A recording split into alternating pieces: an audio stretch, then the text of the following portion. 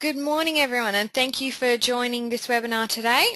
My name's Tori and I'm the Marketing and Communications Officer at Connecting Up.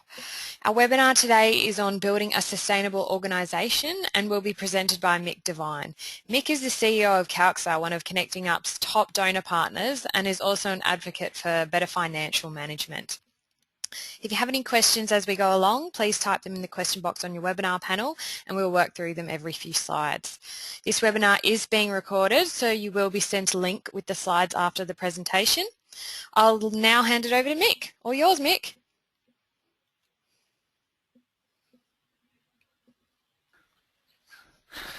Good morning everybody and welcome.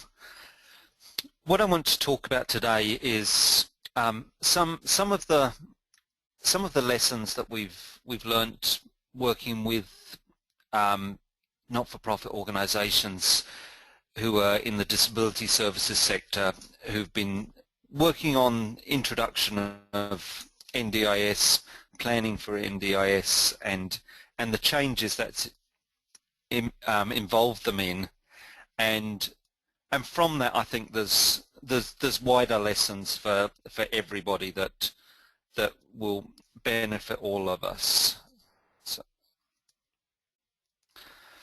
So just a bit of background on the NDIS, and some of you may know this already, some of you may know bits of it, and I think all of us are still trying to learn what's happening.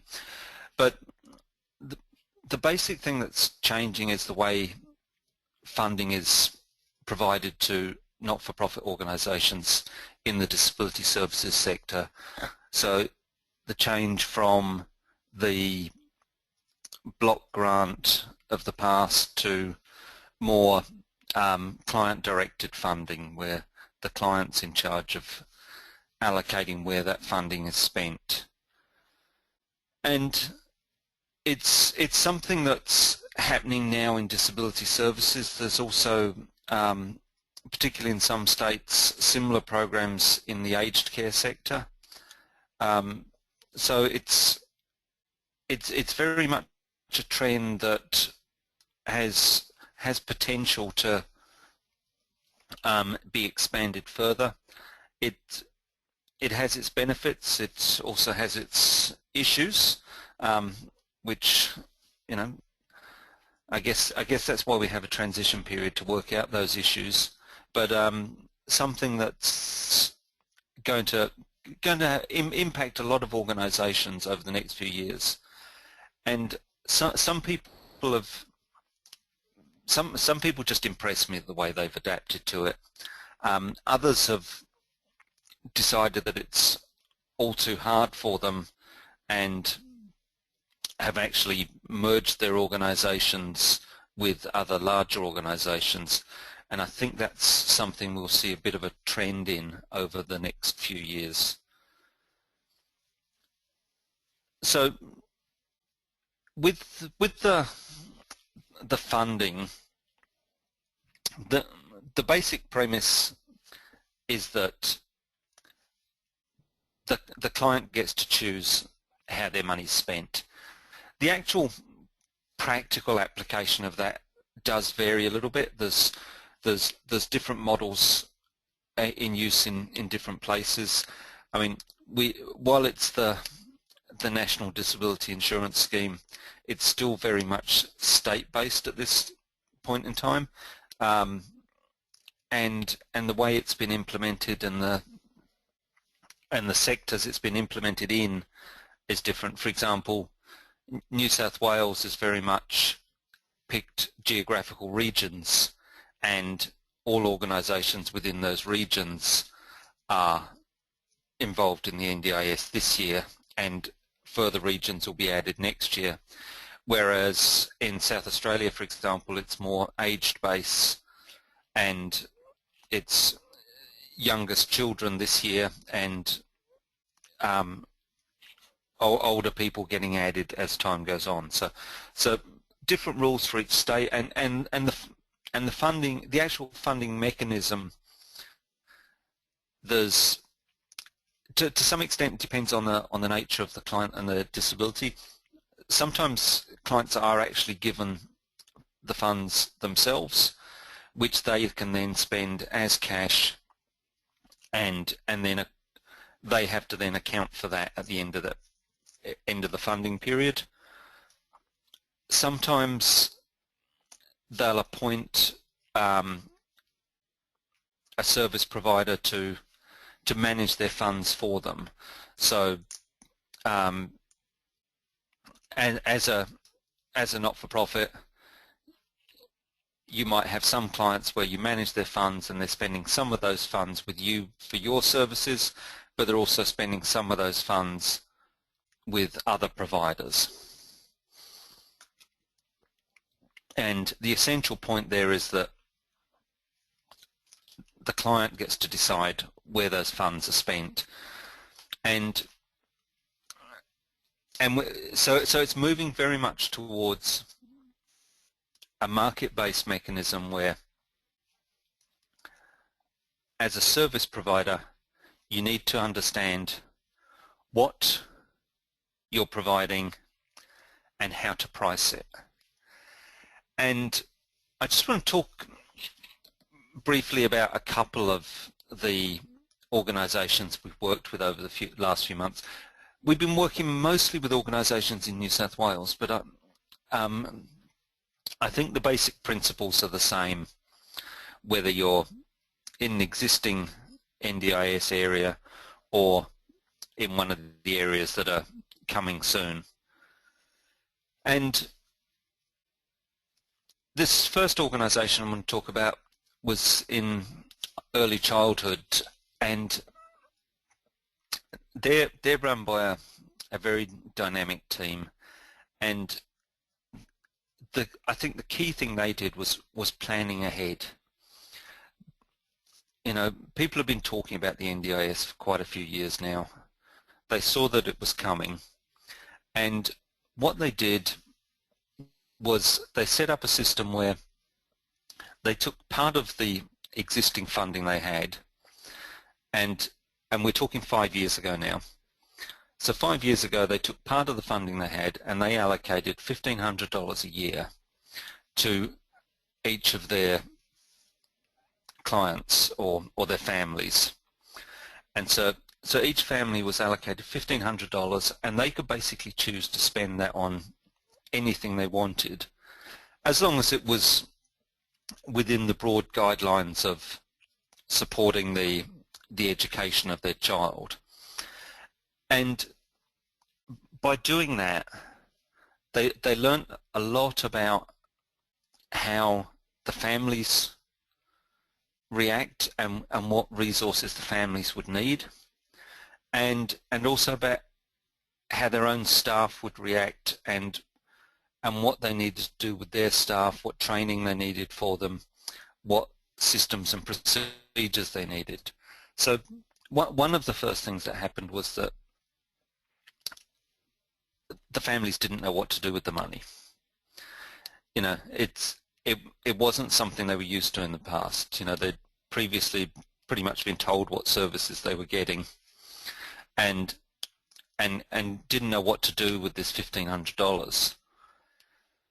And so towards the end of the first year, they sent them all a letter saying, you know, if you don't spend your $1,500 by the end of June, we'll reallocate it to some other family that has needs, and we'll spend it for you.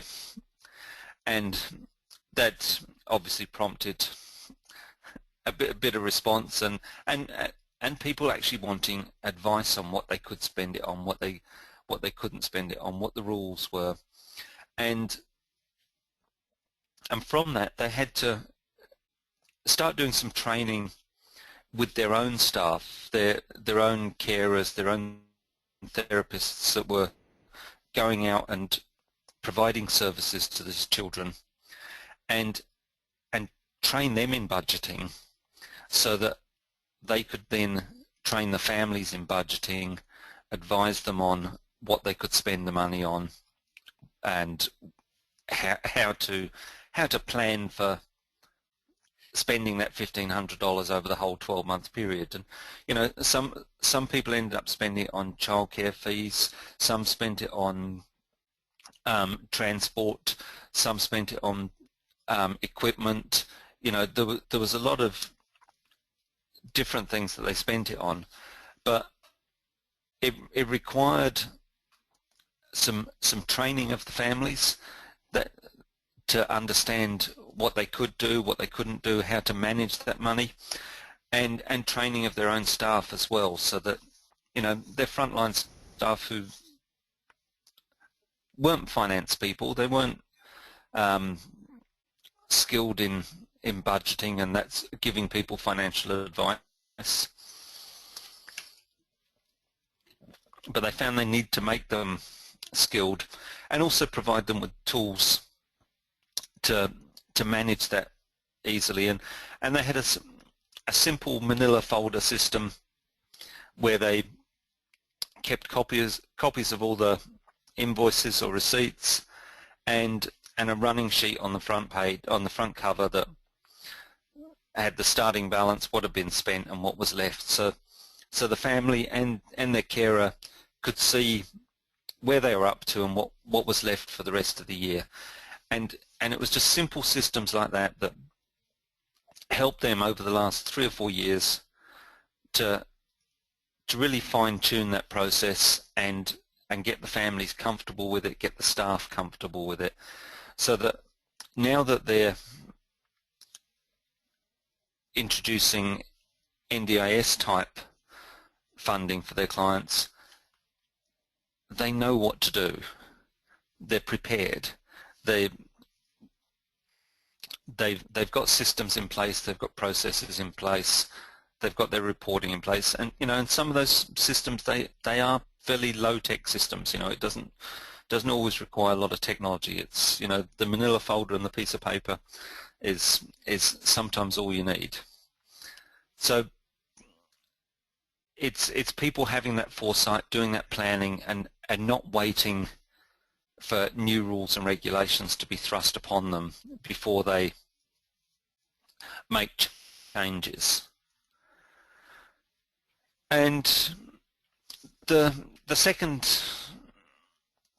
example was a place in the Blue Mountains that does a range of different services. From they do some accommodation for people with disabilities, they do some transport, they do some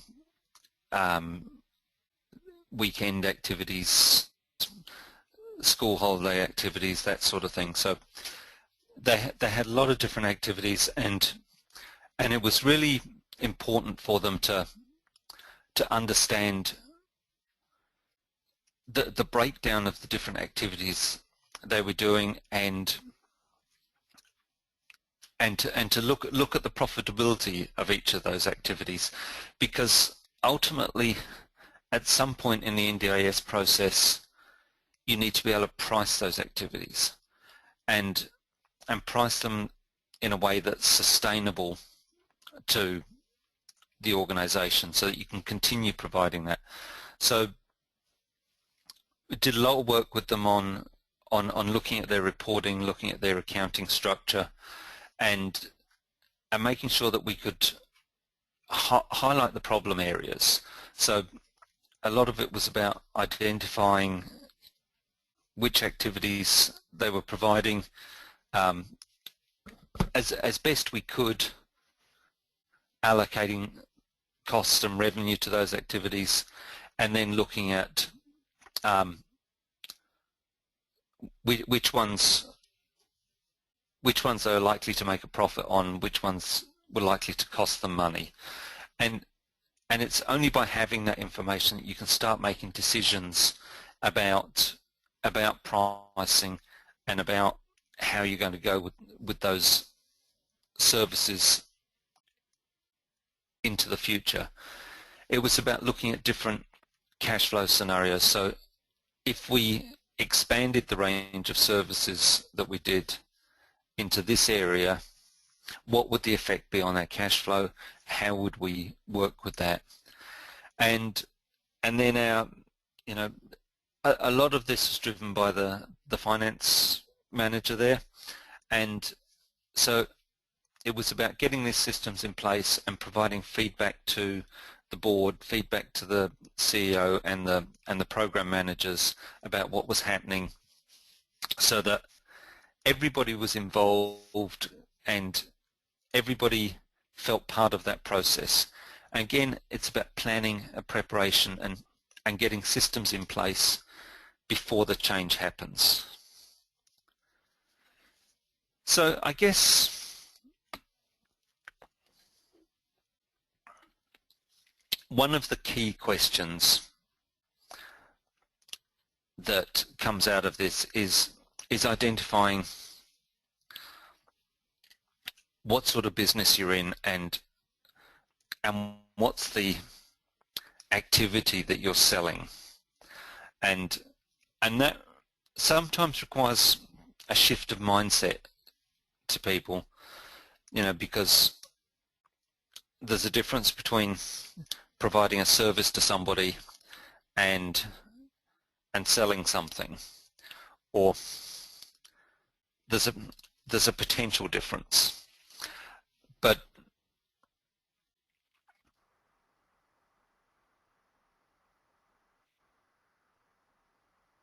at some point we need to work out what the product is, how much is going to be paid for it. Sometimes that's fairly simple, and I think some of the material I've seen from some of the government departments over the last 6 to 12 months has focused very much on the direct one-on-one care type service, where, you know, a speech therapist goes and spends 2 or 3 hours with a person, or an occupational health and safety person goes and spends some time with a person, and where you've got that direct relationship of selling the services of one person. And then it's you know, and I don't know if you've seen the New South Wales, I think it's ADHC, have got this incredibly complex spreadsheet for calculating unit costs based on labour hours. But the basic principles there are that you look at the cost of the person's wages and add on all the on costs to that, the super, the work cover, excuse me, and everything else, to work out the actual cost per hour of sending that person out for the treatment, and then making sure that what you're receiving in for the treatment at least covers that. Where it sometimes gets more complex is where you do group activities, and we work with one respite centre, and they only do group activities. So they'll take a group of people out for Saturday afternoon and take them to the movies and take them to dinner and that sort of thing. And, you know, you might have 10 people in the group and 2 carers or 3 carers or something like that, depending on the nature of the group's disabilities. And there you can't do that same one-on-one match of cost to revenue. And so what we did there was to treat that activity, the Saturday afternoon outing, as the thing that we need to measure. And so the costs of that are 2 staff plus a bus plus, you know, some tickets to the movies or whatever. And then one of the issues with that sort of activity, especially going forward, is that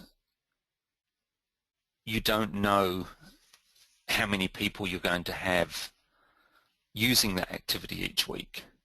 So you might price the activity based on an expected 5 people turning up, and if you get 10 people booking in, then you're doing well and you're actually making some money. But if you only get 3 people turning up, you're actually going to lose money on it. And with this organisation, we took the approach that we wanted to look at that whole Saturday afternoon outing on a monthly basis, and it doesn't actually matter if we lose money one week as long as we're making up for it the following week. It's not that we have to make money every single week, because we can't totally and reliably predict what the take-up's going to be every week. So there's those sort of questions about what you're selling and how you're going to measure it. So there we set up the system to measure that activity, the direct costs that are associated with it, and then the revenue we got from the clients.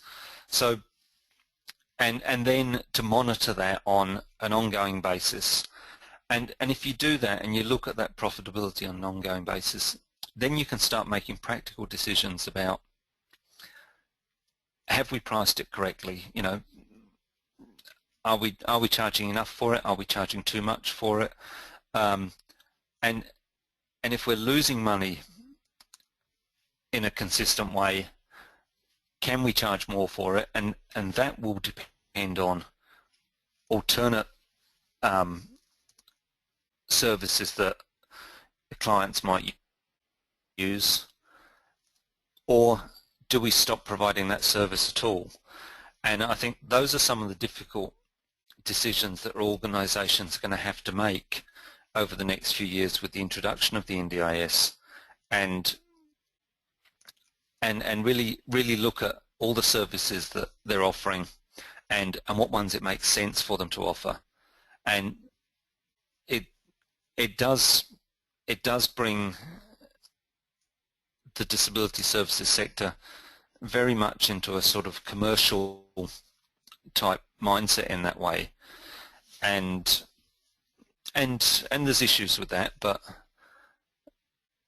but in terms of making that organization sustainable, these are the decisions that need to be made, because you can lose money for a little while, but not for very long.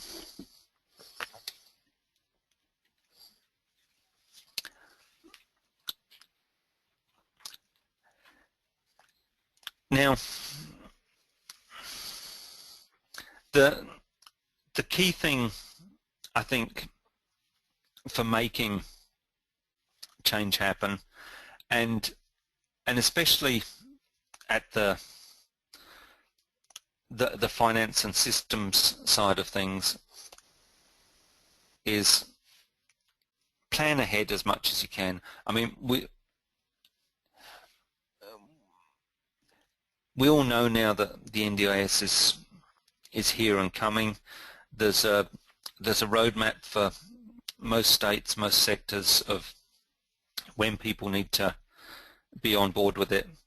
And I think it's really important to talk to other people in other states where you can, or other people in your own state who've been involved, and plan what's going to happen in your organization, what needs to change, and implement those new systems earlier rather than later. You know, if you're starting with the NDIS for the 2016 financial year, for example, then I'd be implementing systems now so that you can start gathering those costs, so that when you have to start pricing things, you've got the information there, you've got the systems in place, and then the actual implementation, the introduction of the new funding becomes much easier, because you understand what your organization's doing, where it's coming from. And this is change that's going to affect lots of people throughout the organization. And and they'll need some hand holding. People want some encouragement. You'll need to think about training for staff, and the financial side of things, you know, even though it's very much a funding change, it does affect the frontline staff. It does affect the carers, the therapists, you know, the people who are in direct contact with the clients, and they need to understand how the funding works and be able to explain it to their clients. So on a more practical note now, in terms of how I would set up systems, in general you need to be able to track those activities that you've got. So depending on what accounting software you're using, you want to make sure that you're tracking enough detail. So in MYOB I'd be using jobs. If you're using Xero, use tracking categories. If you're using QuickBooks or Reckon Accounts, use classes. But use them to track the costs at least on each transaction, and where it's appropriate, the revenue. Get that fine detail. There's always a compromise, I think, between getting a large enough activity so that you've got something you can make decisions on, and you don't want to go too fine because you'll spend all your day gathering information and recording transactions. You know, if you take the Eastern Respite Centre that I was talking about earlier, that do the weekend outings, we decided to take weekend outing as an activity, and that's what, in this case, it was she's using MYOB, so we set that up in MYOB as a job rather than each individual activity. So, you know, one Saturday it might be an outing for lunch and then an afternoon at the zoo. Another Saturday it might be fish and chips on the beach followed by a movie. Now, the costs of those are slightly different. They'll vary, but they're similar. And rather than trying to look at each of those individually, we decided it was sufficient to just look at the outing level. And if we're making money on the outings, then we're sustainable. If we're not making money on the outings, then we've got decisions to make about pricing or whether we continue doing them. So do use some reasonable judgment on what level of detail you go into there. It's you got to have enough information to work on excuse me, to get what you need. Now, on the reporting side of things, this is where I do my little bit of product promotion here. Calcs is the company I work for, and we have reporting software that does budgeting and reporting linked in with your MYOB, Xero or QuickBooks to simplify that reporting, because none of the accounting software does management reporting really well, especially at that detailed level by job or program. So with Calxa, you can do budgets at that detailed level, and a lot of flexibility in reporting on your different projects or programs. I did say it's product promotion, but especially for the smaller ones out there, we do donations through Connecting Up. So talk to the guys at Connecting Up and you can get a donation of the software. We're happy with that.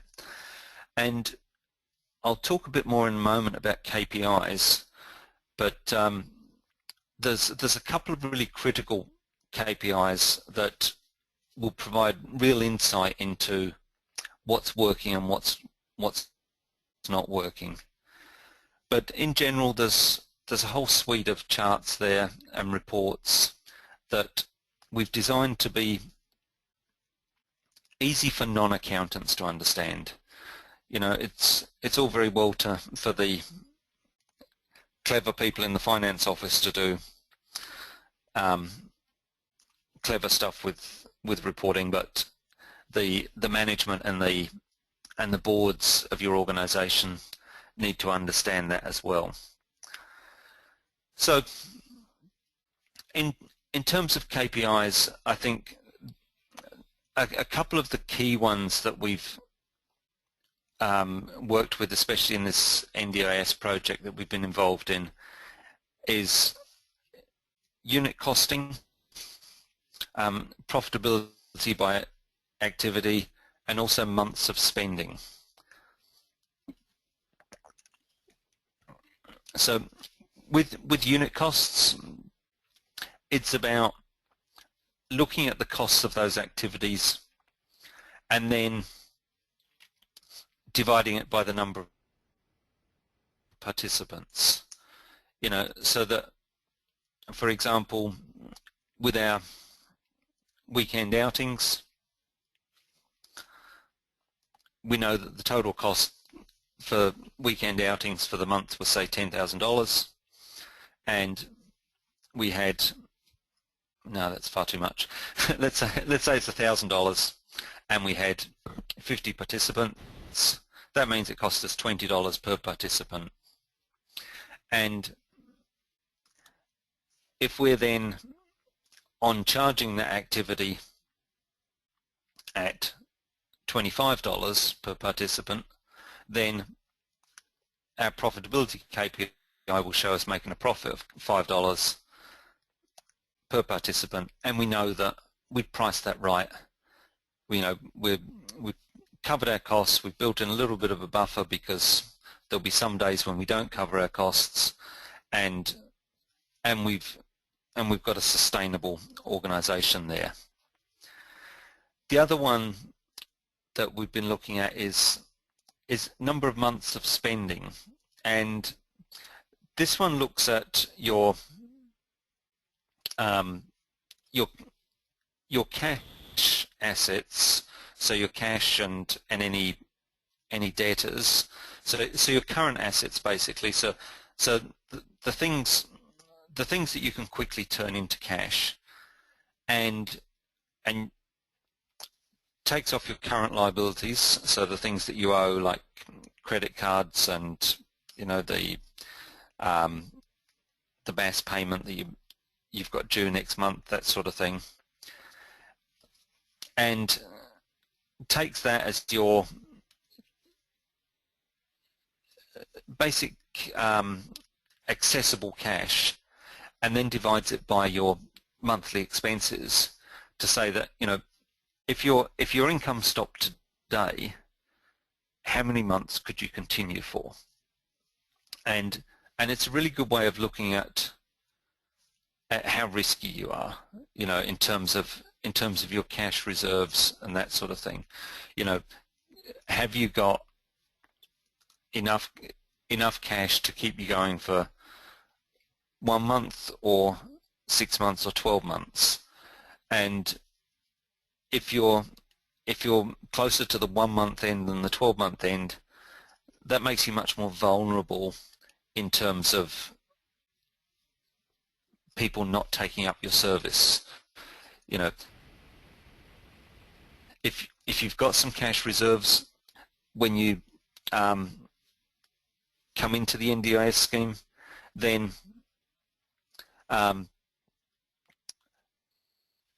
you've got much more flexibility when you're experimenting with pricing and response to demand. So it's a really good KPI to look at Now, just a moment. Tori has a question for me. Yep, I've got Neville here and he's asking, does the Calxa reporting work with attaché software? No, unfortunately it doesn't. We only work with MYOB, QuickBooks or Xero. So I haven't looked at attaché for quite a while, and I believe it has some sort of report writer in there. But yeah, that's a little bit outside my expertise. The basic principles that we're talking about now should still apply in terms of what sort of information to look for, and as you move up into those bigger accounting software applications like attaché, there's more of that built in, but even some of the very big ones don't. So I'm afraid at Calxa we can't help you in terms of reporting with attaché, but I'm sure there are people in the attaché world that might be able to help you. Thanks, Mick. We've got a question here from Joe. So, Sorry. She just asked, does Calxa work with Recon hosted or Reckon? Yeah, Reckon hosted. Yes, with a small workaround. Because Reckon requires you to give permission to an external application like Calxa to connect to it, you have to, and we can't connect directly to the hosted file. You have to bring that file down to your desktop, and then connect it to Calxa. So each time you want to run your Calxa reports, just download the file from the hosted environment to your desktop, run Calxa, and then away you go and run your reports. Did you have any more questions while we're there, Tori? Yes. June asks, how much training is required available to use Calxa effectively? Oh, that's a hard question. How much training is required? It's one of those things that depends a lot on how complex your situation is, and on the skills and background of the people who are going to be using it. We try very much to make it easy to use. That's always a difficult target, but we also try and provide as many different ways for you to learn about the software as we can. So on our website we have a lot of training videos, we've got support notes, we run getting started webinars every month, we run more in-depth web chats every month. When we travel around the country, we bring our customers together for a Calxa Club meeting, and if anyone's in Melbourne, we've got one happening in Melbourne tomorrow morning. And we also have accredited partners around the country who are independent consultant, confident enough, know enough about Calxa to recommend them to go out and sit with you if you want the sort of one-on-one, sit down with me, help me set it up and train me how to use it type thing. So there's a range of different options there.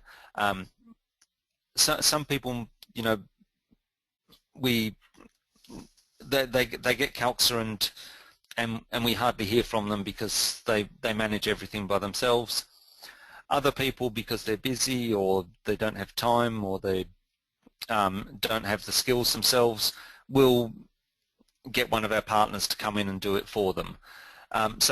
And others come everywhere in between.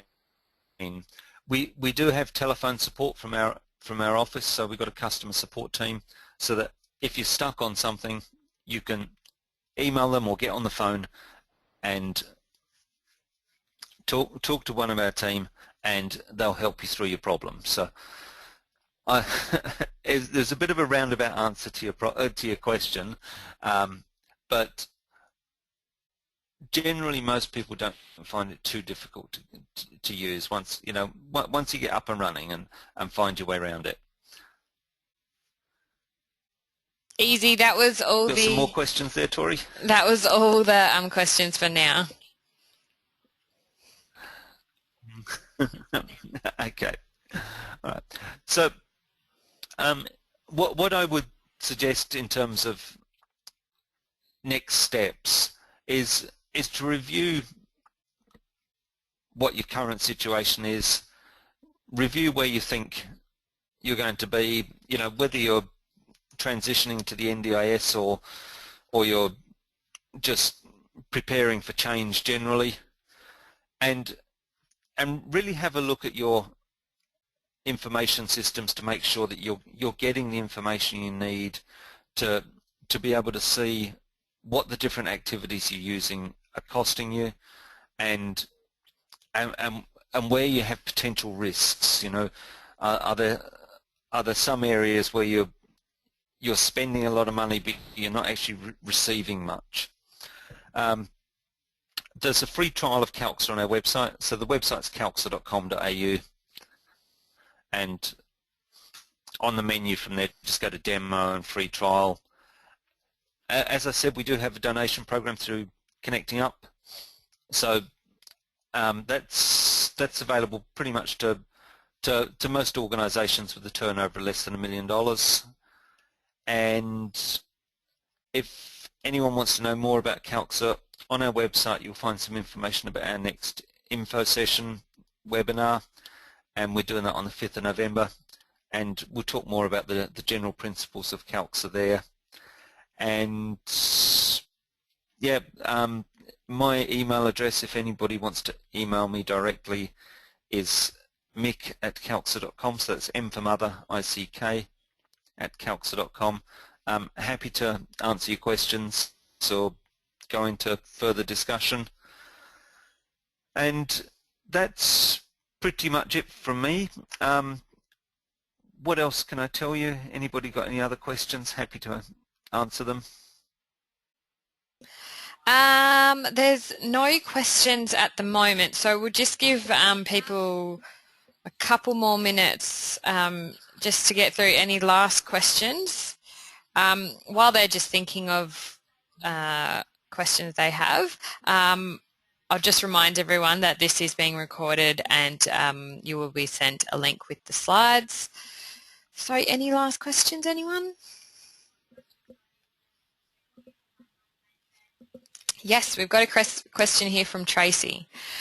She asks, are the reports acceptable to NDIS as a substitute for monthly reports? Don't know. I have to get back to you on that one, Tracy. Depends which monthly reports you're talking about. Can you email me on that one, Tracy, and I'll get back to you on that one. I need to just clarify which reports we're talking about.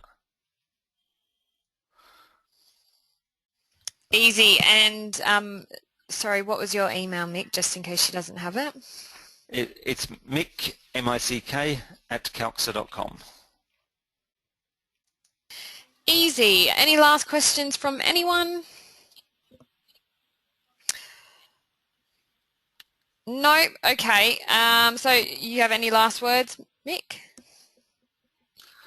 No, I just think I've been really inspired by a lot of the people I've met going through this difficult change, and I think some people there's just some awesome people working in the not-for-profit sector, and yeah, they just blow me away every time I talk to them, and just look at the way they're planning and and making things happen and dealing with change. And it's just great to see. And thank you all for listening. I hope there was a useful session for you.